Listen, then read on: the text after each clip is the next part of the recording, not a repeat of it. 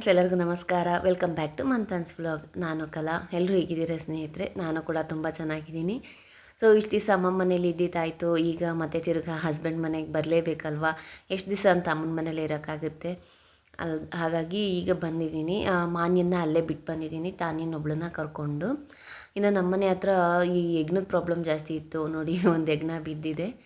ಎಷ್ಟು ದೊಡ್ಡದಾಗಿದೆ ಇದು. ಏನಂದರೆ ಮಣ್ಣೆಲ್ಲ ಅಗಿಯೋದು, ಹಾಗೆಯೇ ಇವಾಗ ಗಿಡಗಳೆಲ್ಲ ಹಾಕಿರ್ತೀವಲ್ಲ, ನೋಡೋದೇ ಇಲ್ಲ ಅದು.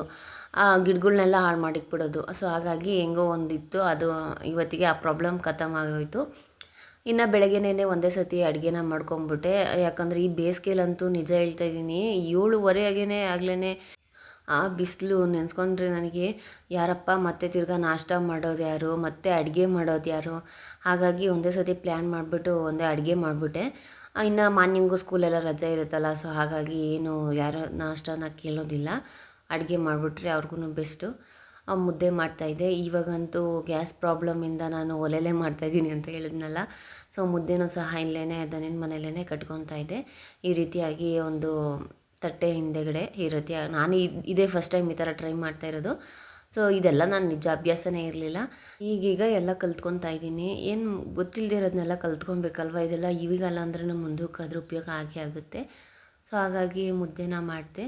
ಹಾಟ್ ಬಾಕ್ಸ್ಗೆ ಹಾಕಿಟ್ಟಿದ್ದೆ. ಈಗ ಬಿಸಿ ಬಿಸಿ ಮುದ್ದೆ ಕಟ್ಟೋದಕ್ಕೂ ಬಿಸಿ ಮುದ್ದೆ, ಆ ಬಿಸಿಲು, ಈ ಸೆಕೆ, ಅಪ್ಪ ಯಾರಿಗೆಲ್ಲ ಈ ಬೇಸಿಗೆ ಯಾವಾಗ ಮುಗ್ದೋಗುತ್ತಪ್ಪ ಅಂತ ಅನಿಸಿರುತ್ತೆ ಕಮೆಂಟ್ ಮಾಡಿ.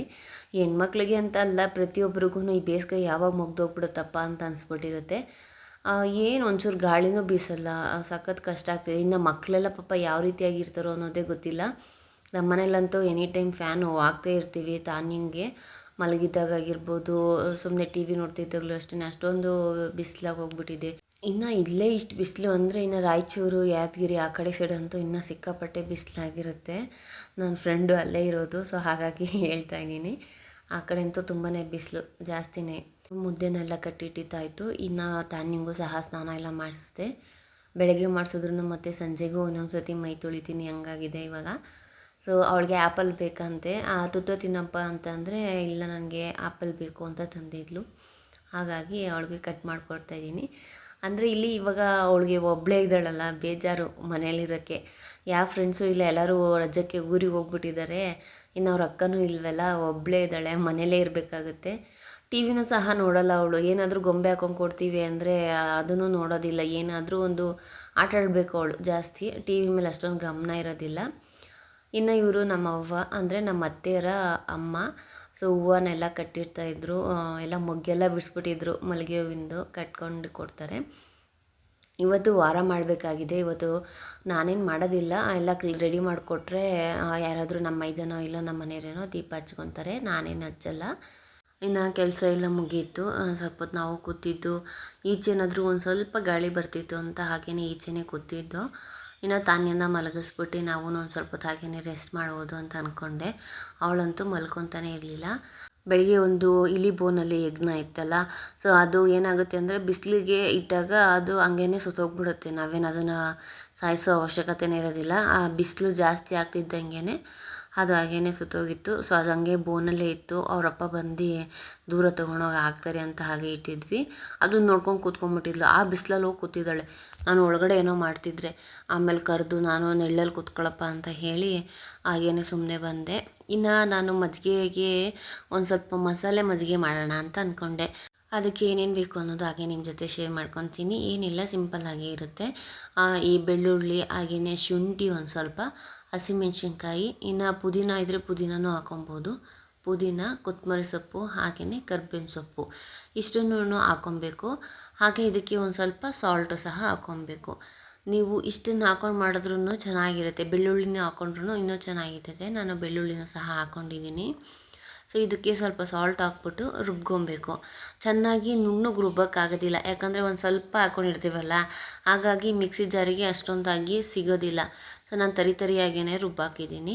ಈಗ ಬೇಕಾದ್ರೂ ಕುಡಿಬೋದು. ಇಲ್ಲ ನಮ್ಗೆ ಈ ಥರ ಎಲ್ಲ ಇಷ್ಟ ಆಗೋದಿಲ್ಲ ಅಂದರೆ ಕರಿಬೇವೆಲ್ಲ ಹಂಗೆ ಬಾಯಿಗೆ ಸಿಗುತ್ತೆ, ಸೊ ಇಷ್ಟ ಆಗೋಲ್ಲ ಅಂಥವರು ಇದನ್ನು ಸೋಸ್ಕೊಬೇಕು, ಓಕೆನಾ. ಸೊ ಇದನ್ನೆಲ್ಲ ಸೋಸ್ಕೊಂಡ್ರೆ ಇವಾಗ ಪ್ಲೇನ್ ಮಜ್ಜಿಗೆ ಹೆಂಗಿರುತ್ತೋ ಹಾಗೆ ಅದೇ ರೀತಿಯಾಗಿಯೇ ಇರುತ್ತೆ. ನಾನು ಕೂಡ ಸೋಸಿಟ್ಟಿದ್ದೆ, ಚೆನ್ನಾಗಿತ್ತು. ಆ್ಯಂಡ್ ಇದಕ್ಕೆ ನಾವೇನು ಮಾಡಬೇಕು ಅಂದರೆ ರುಚಿಗೆ ತಕ್ಕಷ್ಟು ಉಪ್ಪು ಹಾಕ್ಕೊಂಡು ಚೆನ್ನಾಗಿ ನೀರನ್ನ ಹಾಕ್ಕೊಬೇಕು. ನಾನೀಗ ಸಪ್ರೇಟಾಗಿ ಇದು ಪ್ಲೇನ್ ಮಜ್ಜಿಗೆ, ಇದಕ್ಕೇನು ನಾನು ಹಾಕಿಲ್ಲ. ಯಾರಾದರೂ ಈ ಥರನೂ ಬೇಕು ಅಂದಾಗ ಕೊಡೋಕ್ಕಾಗುತ್ತೆ. ಹಾಗೆಯೇ ಎಪ್ಪು ಹಾಕೋದಕ್ಕೂ ಸಹ ಯೂಸ್ ಆಗುತ್ತೆ. ಇವಾಗ ನಾವು ಮಸಾಲೆ ಮಜ್ಜಿಗೆಯಲ್ಲಿ ಎಪ್ಪು ಹಾಕ್ಬಾರ್ದು, ಓಕೆನಾ. ಅದಕ್ಕೋಸ್ಕರ ಹಾಗೇನೇ ಸ್ವಲ್ಪ ಪ್ಲೇನ್ ಮಜ್ಜಿಗೆನ ಸೈಡ್ಗೆ ಇಟ್ಕೊಂಡಿದ್ದೀನಿ. ಇನ್ನು ಇದಕ್ಕೆ ತುಂಬಾ ನೀರು ಬಿಡ್ತೀನಿ. ಈಗಂತೂ ಹೇಗೆ ಅಂದರೆ ಮಜ್ಜಿಗೆ ಮಧ್ಯಾಹ್ನದ ಹೊತ್ತು ಚೆನ್ನಾಗಿರುತ್ತೆ ಅಂದ್ಕೊಳ್ಳಿ, ಅಂದರೆ ಹುಳಿ ಇರೋದಿಲ್ಲ ಅಷ್ಟೊಂದಾಗಿ. ಆಮೇಲೆ ರಾತ್ರಿ ಆಗ್ತಾ ಇದ್ದಂಗೆನೇ ಹುಳಿ ಜಾಸ್ತಿ ಆಗೋಗ್ಬಿಡುತ್ತೆ. ಹಾಗಾಗಿ ಒಂದು ಸ್ವಲ್ಪ ತೆಳ್ಳಗೆ ಮಾಡಿಕೊಂಡ್ರೆ ಹುಳಿ ಜಾಸ್ತಿ ಆಗೋದಿಲ್ಲ, ಪರವಾಗಿಲ್ಲ, ಚೆನ್ನಾಗಿರುತ್ತೆ ರಾತ್ರಿಗೂ ಕುಡಿಯೋದಕ್ಕೆ ಅಂತ ಹೇಳಿ ಸ್ವಲ್ಪ ನೀರು ಹಾಕಿ ತೆಳ್ಳಗೆ ಮಾಡಿದ್ದೆ.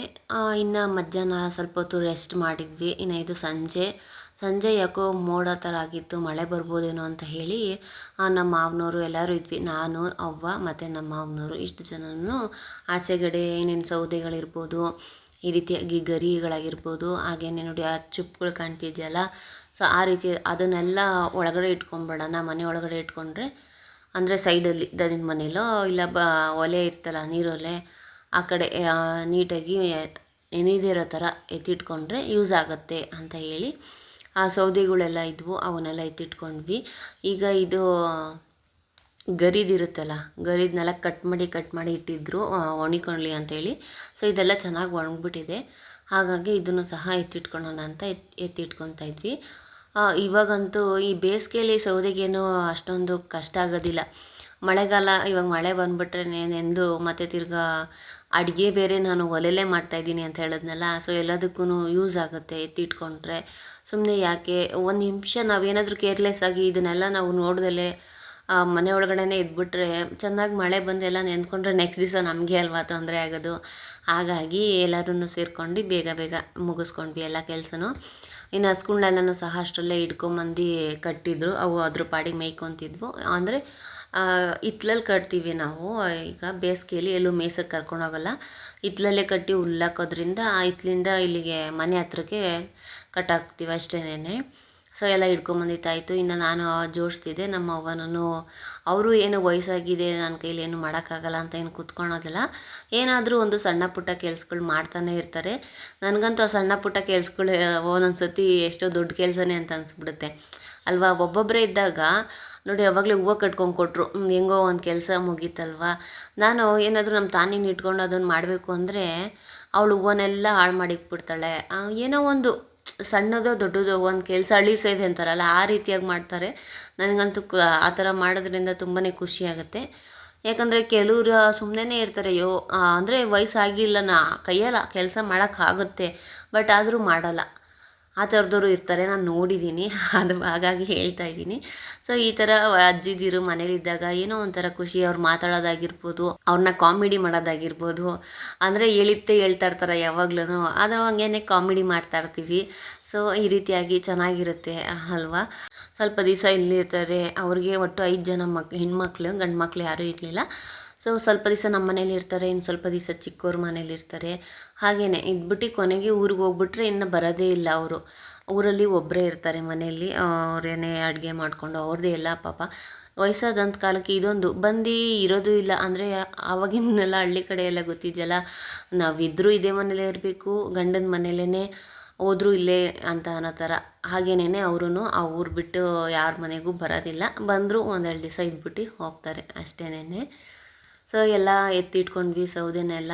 ಇನ್ನು ಇದು ಬಿಲ್ಪತ್ರೆ ಅಲ್ಲ, ಸಾರಿ, ಮುರುಘ, ಅದು ಯಾಕೋ ಒಂದು ಸ್ವಲ್ಪ ಬಾಡ್ಕೊಂಡಂಗೆ ಆಗೋಗ್ಬಿಟ್ಟಿತ್ತು, ಬಿಸಿಲಿಗೆ ಏನೋ ಗೊತ್ತಿಲ್ಲ. ಹಾಗಾಗಿ ಒಂದು ಸ್ವಲ್ಪ ನೀರು ಹಾಕಿ ಆಮೇಲೆ ಸ್ವಲ್ಪ ಬಿಟ್ಟರೆ ಚೆನ್ನಾಗಾಗುತ್ತೆ ಅಂತ ಹೇಳಿ ನೀರು ಹಾಕಿದೆ. ಅವಾಗೆಲ್ಲ ಏನು ಅಂದರೆ ಈ ಹೂವುಗಳು ಇಲ್ಲದೇ ಇದ್ದಾಗ ಈ ಥರ ಪತ್ರೆಗಳಿಕ್ಕೇ ಪೂಜೆ ಮಾಡ್ತಾಯಿದ್ದಿತ್ತು. ನಕಲಿ ಪತ್ರೆ ಅಂತಾರೆ, ಬಿಲ್ಪತ್ರೆ, ಈಗ ಇದು ಮುರುಘ. ಸೊ ಈ ಥರದೇ ಹೂವುಗಳನ್ನ ಇಟ್ಟು ಪೂಜೆ ಮಾಡೋರಲ್ವ. ಸೊ ಇದು ಬಂದರೆ ನನಗೆ ಮಲ್ಲಿಗೆ ಹೂಗೆಲ್ಲ ಮಿಕ್ಸ್ ಮಾಡಿ ಕಟ್ಟಿದ್ರೆ ಚೆನ್ನಾಗಿರುತ್ತೆ, ಅದ್ರ ಸ್ಮೆಲ್ಲು ತುಂಬ ಚೆನ್ನಾಗಿರುತ್ತೆ, ನನಗೆ ಇಷ್ಟ, ಹಾಗಾಗಿ ಹಾಕಿದ್ವಿ. ಇನ್ನು ಈ ಬಿಸಿಲುಗಾಲದಲ್ಲಂತೂ ಗಿಡಗಳಿಗೂ ಸಹ ನೀರು ಬೇಕಾಗುತ್ತಲ್ವ. ಬೆಳಗ್ಗೆ ಹೊತ್ತು ಚೆನ್ನಾಗಿರುತ್ತೆ, ಆಮೇಲೆ ಸಾಯಂಕಾಲದಷ್ಟರಲ್ಲಿ ಬಾಡ್ಕೊಂಡಿರುತ್ತೆ, ಮತ್ತು ರಾತ್ರಿ ಸ್ವಲ್ಪ ತಂಪಾಗಿದಾಗ ಮತ್ತೆ ತಿರ್ಗಾ ಬೆಳಗ್ಗೆ ಚಿಗುರ್ಕೊಂಡಿರೋ ಥರ ಇರುತ್ತೆ. ಇನ್ನು ನನ್ನ ವ್ಲಾಗಲ್ಲಿ ನಾನು ತೋರಿಸ್ತಾ ಇದ್ದೆ ನಿಮಗೆ, ಅಂದರೆ ನಮ್ಮ ಮನೆ ಹತ್ರನೇ ಒಂದು ಬದನೆ ಗಿಡ ಹಾಕಿದ್ದೆ, ಎಷ್ಟು ಚೆನ್ನಾಗಿ ಬದನೆಕಾಯಿ ಬಿಡ್ತಿದೆ ಅಂತ ನಾನು ಹೇಳಿದ್ನಲ್ಲ. ನೋಡಿ ಇದೇ ಗಿಡನೇ ಈಗ ಎಷ್ಟು ಉದ್ದ ಆಗಿದೆ ನೋಡಿ, ನನ್ನಷ್ಟು ಉದ್ದ ಬಂದಿದೆ. ಇದಕ್ಕೆ ಚೆನ್ನಾಗಿ ನಾವು ಏನು ಗೊಬ್ಬರನೋ ಇಲ್ಲ ನೀರು ಹಾಕ್ಕೊಂಡು ಇದ್ದರೆ ವರ್ಷಕ್ಕೆ ಗಂಟ ಇದು ಚೆನ್ನಾಗಿ ನಮಗೆ ಫಲ ಕೊಡುತ್ತೆ. ಸೊ ಎಷ್ಟು ಚೆನ್ನಾಗಿ ಕಾಣ್ತಿದೆ ನೋಡಿ. ಈಗ ಇನ್ನು ಕಾಯಿಗಳೆಲ್ಲ ಬಿಟ್ಟಿದ್ದಾವೆ, ನೋಡಬೇಕು ನೆಕ್ಸ್ಟ್ ಏನು ಮಾಡೋದಿದ್ರಿನ ಅಂತ. ಬದನೆಕಾಯಿ ಹಾಕ್ಬಿಟ್ಟು ಮಜ್ಜಿಗೆ ಹುಳಿ ಮಾಡ್ತಾರೆ ಗೊತ್ತಾ, ಆ ರೀತಿ ಮಾಡಿದ್ರೂ ತುಂಬ ಚೆನ್ನಾಗಿರುತ್ತೆ ತಿನ್ನೋದಕ್ಕೆ. ನನಗೆ ಈ ಬದನೆಕಾಯಿ ಸಾಂಬಾರಿಗಿಂತ ಈ ವಾಂಗಿಭಾತ್ ಆಗಿರ್ಬೋದು, ಎಣ್ಗಾಯಿ ಮಾಡ್ತಾರಲ್ಲ ಆ ರೀತಿಯಾಗಿ ತುಂಬಾ ಇಷ್ಟ ಆಗುತ್ತೆ. ಈ ಸಾಂಬಾರಲ್ಲೆಲ್ಲ ತಿನ್ನೋದಕ್ಕಾಗೋದಿಲ್ಲ. ನಿಮಗೂ ಅಷ್ಟೇನಾ? ವಾಂಗಿಭಾತಲ್ಲಿ ಆಗಿರ್ಬೋದು, ಎಣ್ಗಾಯಿಲಾದರೆ ತುಂಬ ಚೆನ್ನಾಗಿರುತ್ತೆ, ಒಂಥರ ಟೇಸ್ಟಿಯಾಗಿ. ಬಟ್ ಈ ಸಾಂಬಾರಲ್ಲೆಲ್ಲ ಇಷ್ಟನೇ ಆಗೋದು. ಕಮೆಂಟ್ ಮಾಡಿ ನಿಮಗೂ ಯಾರಿಗಾದ್ರೂ ಈ ರೀತಿಯಾಗಿ ಅನಿಸಿದರೆ. ಇನ್ನು ಸಂಜೆಗೆ ಏನು ಅಷ್ಟೊಂದಾಗಿ ಕೆಲಸ ಇರಲಿಲ್ಲ, ಹಾಗಾಗಿ ಸುಮ್ಮನೆ ಗಿಡಗಳನ್ನ ನೋಡಿಕೊಂಡು ಇದ್ದೆ. ಬದನೆ ಗಿಡ ಎಲ್ಲ ಚೆನ್ನಾಗಿ ಬಂತು, ಮಲ್ಲಿಗೆ ಗಿಡನೂ ಚೆನ್ನಾಗಿ ಬಂತು. ಬಟ್ ಪ್ರಾಬ್ಲಮ್ ಏನಪ್ಪ ಅಂತಂದರೆ ಈ ಕನಕಾಂಬರದ ಗಿಡನೇ, ಅದೇನೇ ಯಾಕೋ ಸರಿಯಾಗಿ ಹತ್ಕೊಳ್ತಿಲ್ಲ. ಹತ್ತಿದ್ದಾವೆ ಬಟ್ ಹೂವನ್ನೇ ಸರಿಯಾಗಿ ಬಿಡ್ತಿಲ್ಲ. ಅದೇನು ಪ್ರಾಬ್ಲಮ್ ಆಗಿದೆಯೋ ನಮಗೂ ಗೊತ್ತಾಗ್ತಿಲ್ಲ. ಎಷ್ಟೊಂದು ಹೂವು ಬಿಡಬೇಕಾಗಿತ್ತು ಗೊತ್ತಾ ಈ ರೀತಿಯಾಗಿರೋದ್ರಿಂದ. ಅಂದರೆ 1-2-3 ಗಿಡದಲ್ಲಿ ಅಟ್ಲೀಸ್ಟ್ 1-2 ಮೊಳನಾದರೂ ಹೂವು ಸಿಗುತ್ತೆ. ಆ ರೀತಿಯಾಗೂ ಸಹ ನಾನು ನೋಡಿದ್ದೀನಿ.